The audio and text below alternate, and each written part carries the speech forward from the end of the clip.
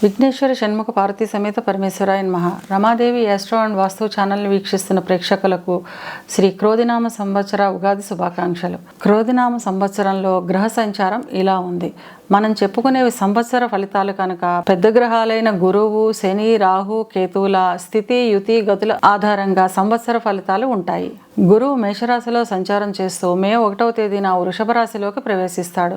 ఈ సంవత్సరం అంతా వృషభ రాశిలోనే సంచారం చేస్తాడు. శని తన స్వక్షేత్రమైన కుంభంలో సంచారం చేస్తాడు. రాహు మీనంలోను, కేతువు కన్యలోను సంచారం చేస్తున్నారు. ఈ గ్రహస్థితిని ఆధారంగా చేసుకుని వృశ్చిక రాశి వారికి శ్రీ క్రోధినామ సంవత్సర ఫలితాలు ఎలా ఉన్నాయో, చిన్న చిన్న పరిహారాలు ఏం చేసుకోవాలో చూద్దాం.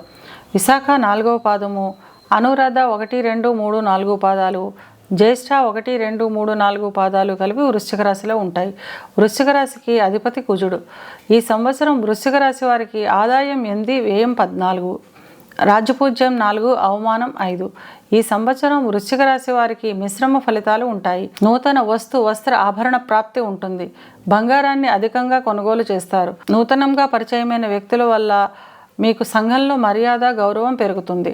విద్యార్థుల విషయానికి వస్తే ఈ సంవత్సరం సరస్వతి కటాక్షం ఉందనే చెప్పాలి.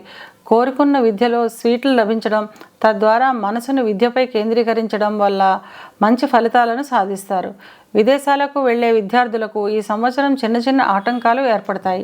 ఉద్యోగం కోసం ఎదురు చూసేవారికి మంచి ఉద్యోగం లభిస్తుంది.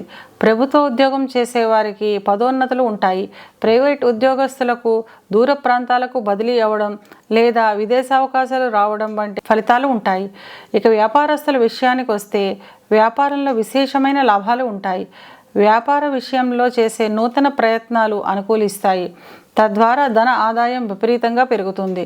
భాగస్వామ్య వ్యాపారస్తులకు ఎప్పటి నుంచో ఉన్న విభేదాలు తొలగి వ్యాపారాభివృద్ధికి శ్రమిస్తారు. వివాహం కాని వారికి మే తర్వాత వివాహం అయ్యే అవకాశం ఉంటుంది. వివాహం అయిన వారికి జీవిత భాగస్వామితో ఎప్పటి నుంచో ఉన్న విభేదాలు తగ్గి ఆనందంగా, ఆహ్లాదంగా గడుపుతారు. సంతానానికి సంబంధించిన శుభవార్తలు వింటారు. సంతానానికి ఉద్యోగం రావడం, వివాహం జరగడం వంటి శుభ ఫలితాలు ఉంటాయి. పాత మిత్రులను కలుసుకొని ఆనందంగా, ఆహ్లాదంగా గడుపుతారు. తీర్థయాత్రలు చేస్తారు. ధార్మికమైన కార్యక్రమాలు నిమిత్తం అధిక ధన వ్యయం చేస్తారు. ఇప్పటిదాకా ఉన్న చిన్న చిన్న అనారోగ్య సమస్యలన్నీ తగ్గి పూర్తి ఆరోగ్యం చేకూరుతుంది. ఇవి కేవలం గోచార ఫలితాలు మాత్రమే.